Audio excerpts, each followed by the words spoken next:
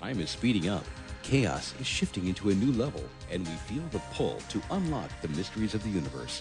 Timeless spiritual wisdom offers the point of stability to navigate these times and to open our greatest potential. So sit back, relax, and enjoy the fun and knowledge of visionary best-selling authors Sri and Kira as they explore these mysteries and invite your higher love to come forward. And now, here are Sri and Kira. Namaste and welcome to Higher Love Radio. Namaste, everyone. And you know, we've been gone for a while and we've really been paying attention and wanted to reinitiate our season of shows during this very powerful month. You know, we are presently recording this August 7th, 2013. This is the year of the beginning in so many ways. You know, it is, and try not to let that date throw you. It doesn't matter if you're listening to this in 2020. This is a timeless show. And of course, I'm Kira Ra, here with my beloved husband, Sri Ramka. So, you know, just by way of kind of kicking this off a little bit, there are a lot of energies at work on our planet, and we've been talking about this for years. There's been different types of energetic experiences people have been having, and of course it led to a crescendo of curiosity, a crescendo of excitement and anticipation around December 21, 2012. Remember that? That wasn't too long ago yet. Not long ago at all. Yeah, but it feels like eons, doesn't it? Yeah, there was really a lot of buildup. Now, one of the things we want to suggest that you consider is that indeed 2012, that December date, was a milestone. It was a, you could call it the page on a new chapter. I love that description. And as we turn the page on that new chapter, the remaining pages need to be filled in. They need to be written. And we, in this August, which is why I wanted to share that date with you, this August is a pivotal time as far as this ascension energy, as far as the new chapter for Earth. You know, we're so blessed that the ascension energy has truly come forward. And I'm sure that if you're listening to our show or you've Googled our show or you found this show, you have a curiosity about what's happening and what's been expanding on our planet. And 2013 is a pivotal year. You know, if you've not connected with our book, 2013 Mayan Sunrise, I encourage you to do so because it stands for much more than just 2013 and just the Mayan. In many ways, we all live in the Maya, the illusion. And the ascension energies, and especially self-ascension energies, have been rising and playing and floating. And the reason we kind of held off on our show and wanted to, let's just say, rechristen our show at this moment is because this is the pivot point. This is the month that you will look back at years from now, that you will point to, that you will see events, that you will see energies, you will see things that played out in our history that set the stage for the next many years, all the way up through 2022. You know, when people offer dates, you know, there's a huge amount of folklore around certain dates. And so, for example, the 12/21/2012 date has a lot of mythology wrapped around it. It's a Baktun, it's the turning of the age. And then, of course, even within the elders of the Mayan peoples, there's disagreement. It says, no, this isn't the date. This is the Gregorian calendar saying it's the date. This isn't the date. And the elders we work with all say, we don't know exactly when the date is, but it's still a few years away. They have signs. They have signs based upon different things than what has been publicized. And this is why, if you've not been to our website, shriandkira.com, go read the 8 revelations from the Mayan elders. Yes. Because it talks about this very clearly, and they're as important today as they were when they were gifted to us before December 21, 2012. The key is to recognize that we are in a moment that has not ever been and will not be again. This is that slice into pie. It's that little magical moment. And so these moments that happen are, in some respects, they're very fluid. Because within the hearts and consciousness of many beings, a lot went on. Yes. On December 21, 2012. And other magical moments of energy crescendos. A lot has been happening this year. And this is the piece we wanted to kind of offer to you in a beautiful summary. Throughout 2013, there has been a ramping up of energy. And the quality of that energy is different in terms of the personal experience than what we saw before. Before, it was sort of like the snooze alarm on the table was saying, wake up, December is coming. Now, what it's like we're being fed. It's like we're being nourished with this higher vibrational energy. Now, here's what I'm leading up to. This has happened every month, January, February, April, May, etc., leading up to this August.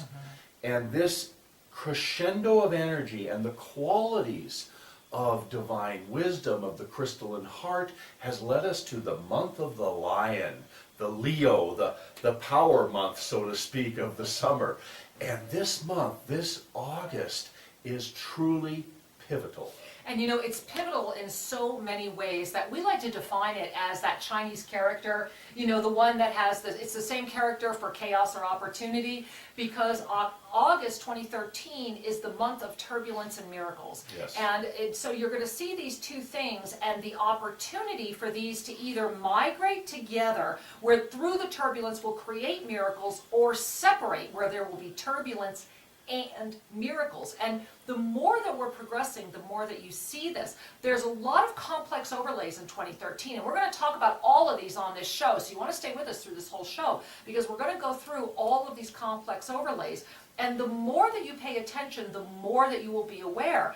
And as Shri just mentioned, here we are in August, the month of the lion. I cannot stress enough, we cannot invite you enough. If you have not recently visited the Lost Books of the Essene, it's in our free Archangelic Ensoulments. Go visit the book that talks about, the title of the book inside the Lost Books of the Essene is The Lion Comes Out of the Woods. Because this month, August 2013, really has an overlay, a expansion, and that one particular little discourse really has a powerful message for you in this particular month. And we're going to explain more about that in the second half of the show. But first, I want to back up for a moment, because it's critical that everybody understands that it doesn't matter what month you're listening to this. It doesn't matter what the calendar says.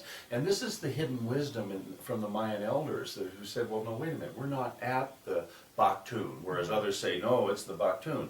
Well, we don't need an authority to tell us the moment. We need to feel when the moment is right for us. And this is why, when you consider a planet that has 7 billion entities. And growing. Just imagine them all like little lines of light, 7 billion lines of light. And certain numbers of these will all of a sudden recognize we're at a growth opportunity. Ooh. We're at an ascension opportunity. And they'll form a bubble. And that bubble will kind of set off a ripple in the mass billions of lines. And so a certain percentage are having their awakening experience at a different point in the timeline than others. And yet there is an influence. It's a fabulous thing when you consider the weaving of all the beings here. You know, everything that's happening is a weaving, isn't it? Yes. I mean, we're having such an extraordinary weaving, and, you know, if we want to look at this geopolitically, look at what's happening with Edward Snowden, look at what's happening with Egypt, look at what's happening in the Middle East, look at what's happening in the United States, look at what's happening economically, globally, look at what's happening. There is this mixing, there is this turning point, and there is this simultaneous turbulence and miracles, things that we never ever dreamed would come forward are coming forward, yet all of the, I want to use the word definitions, all of the assumptions are being challenged, because you already most likely have an idea or a perception of what you think ascension means, or you've been searching and looking at that, and maybe you sway to one way or sway to another, or you get confused because there's so much out there. The key is we are at the moment where we are being invited to grow beyond our own perceptions. That this ascension energy, everything is ascending, not just one group or one person. I gotta Please, underline what you said. underline. To grow beyond our own perceptions. Woo! Now that includes to grow beyond our own limiting beliefs. Yes. To grow beyond our own assumptions of what we think this all is. So to grow beyond our perceptions involves a moment of insecurity because we're letting go of the known universe, so to speak. In every way. And so when someone offers you a belief-shattering concept, it is a turbulent moment. It could be a beautiful aha, or it could be a scary moment. It kind of depends on where they're touching you. And so we are in an ascension experience, which is an invitation, not a demand, to grow beyond our own historical perceptions. Now you take a breath on that. Yeah, absolutely. Now, there are people who will say, yes, I'm ready to grow. And there are people that will go, don't feed me that. Right. Don't want that. Right, and yet perceive they're growing. And the key here is to also, like we mentioned, there's many, many layers. This is a complex year, and we're going to really go through those layers in the second half. But for the people that say, don't feed me that, what they're really saying is, I've grown to a level of attainment that's comfortable. I feel competent with what I had, exactly. and I don't want to mess with it. And the one thing that we always share is your level of attainment is your veil. Are you ready to strip the veil, or is that veil pretty comfortable? Whenever you need a new set of glasses, sometimes you wait until you keep forcing that one pair to work. We get used to the fuzzy vision. Exactly. It's like, no, I can see through this. And so the key is, where are you at with that? And are you able to relax? And I'm really inviting you to relax into the space that every person has the right to progress at the level that's right for them, without judging or laying on our own beliefs that we feel they should be somewhere else or thinking something differently. Because it's that tug of war that's causing the turbulence, and everyone's ascending. So you could be ascending in your density beliefs. Remember, the ascension energy is not prejudice. The ascension energy is not limited. The ascension energy is not judging. It's letting everything ascend. It's like fuel. Indeed. And if you use your fuel to lift, an entirely more refined worldview is available. If you use your fuel to dig in, then a repetitive pattern is available of pushing, of conflict. And these kinds of energies we're going to explore a little more. But before we do, we're going to take a little break, allow you to take a breath, consider what's been shared, because there's a lot more to come. Namaste, beloved one. This is Kira Ra, and I am inviting you to take a journey of the soul in the land of the heart. Imagine your life free from chaos and filled with creative clarity. Imagine waking up each day in your private lakefront casita, greeted by brilliant sun, flowers, and birds. It is here that you will effortlessly resurrect your divine blueprint in pristine energy. Yes, I am inviting you to join us for a personal resurrection vacation.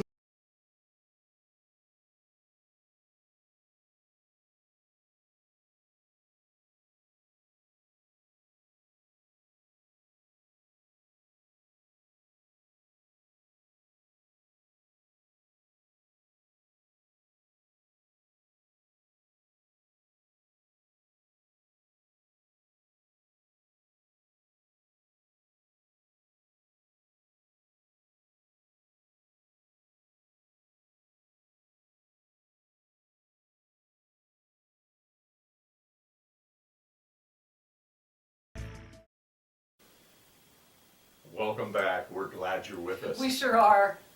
And so we're exploring the very nature of consciousness, let alone this marvelous time that we're at right now, with the building of energy that has been happening since December 21, 2012. Leading into what we are all experiencing, which is this 2013 ascension and the complexity of this year. This is an extremely layered year. We were talking about that a lot in the first half of the show, and we want to take some time to explain it to you. And you may want to just kind of breathe and go through this, and we encourage you to listen to the show more than once, because there's a lot of layers here. And so, by way of making sure that we're all tracking together, remember that each being, each person is contributing to the collective experience. This is truly co-creation. Everything going on is co-creation. And while you may feel, at least at the social level, there's certain tensions at work, and it's true, there are groups of people that have coalesced around a belief system or in a principle or idea, and that coalescence may seem contrary to another group that has coalesced around a different point of view. Remember, we talked about ascension as new perspectives. And so now we have this tension between polarities, you could call it, between groups that are part of the whole. Well, that tension can exist between friends, it can exist between nations, it can exist between religions. They're constellations of energy energy held together by belief systems. So consider then that we turn up the heat. We turn up the heat, and these groups now have more fuel, more dynamic energy to fulfill their agenda, or to support their agenda, to live what they're living. It may be that heat will help them evolve through, come to the natural conclusion, or maybe that heat will simply agitate the polarity, causing conflict and pain. That remains to be written. That's the co-creative part. Each being who's participating gets to choose their attitude and how they're going to deal with things. One of the things we've shared time and time again on this show, and I'm going to mention again right now, is who's the authority? Exactly. You, your heart. You must be sovereign. You must claim and relax into that precognitive knowing. And Shri, I have to jump in because in that relaxing into that precognitive knowing, because we're in that ascension energy, because we're in that everything is birthing and expanding, it means if you carry doubt, that's ascending too. Yep. So you really want to invite yourself. That's why I encouraged you in the first half of the show, go read A Lion Steps Out of the Wood from the Lost Books of the Essene.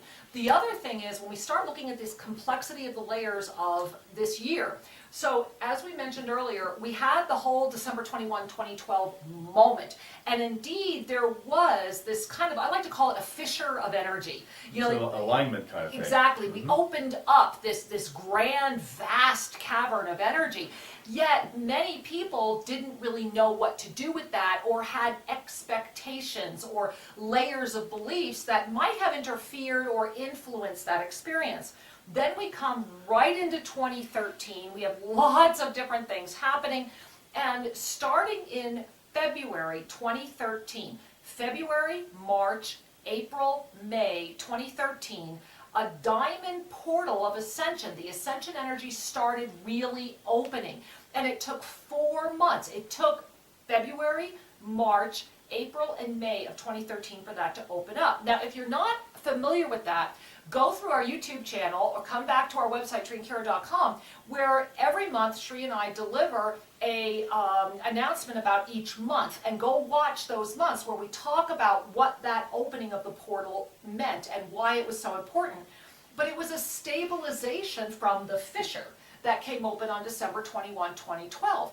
And yet what happened was this diamond portal of ascension became the heart, the pulse, the propulsion. Yeah, the engine. Of the birth of for the first time ever, the rise on the planet, the stabling factor on the planet of the Merkaba of self-ascension. And because a Merkaba, remember, a Merkaba is an upward triangle interlocked with a downward. So, the one that starts this way and the one that comes this way, and many people call it the Star of David, but this one's more of a 3D representation. The Merkaba of self-ascension is brought into the ratio of a golden mean. It's brought into a much higher aspect. And inside of it, it carries a portal of ascension. It is very much designed to lift. And this is why the diamond portal of ascension had to open first, to offer that energy, to offer that stabilization.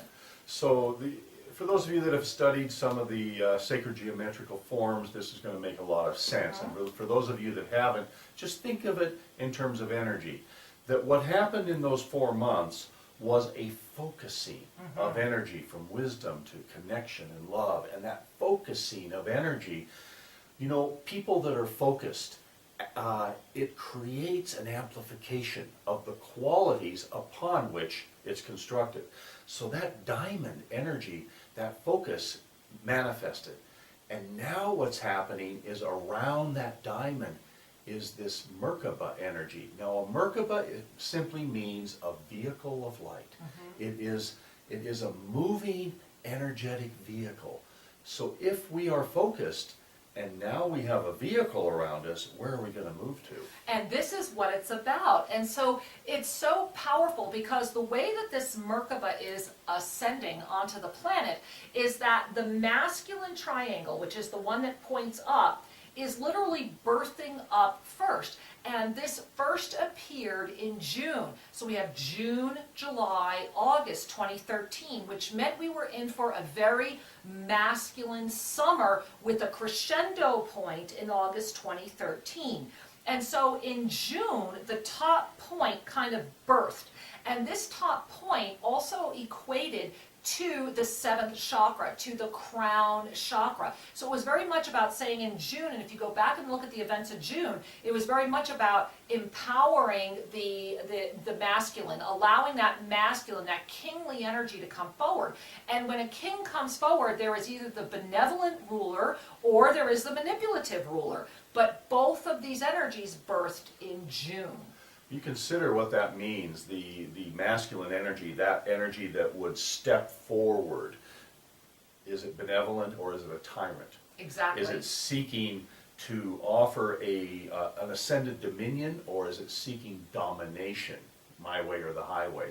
And those kinds of conflicts within the masculine energy are ever present, but never more so than now.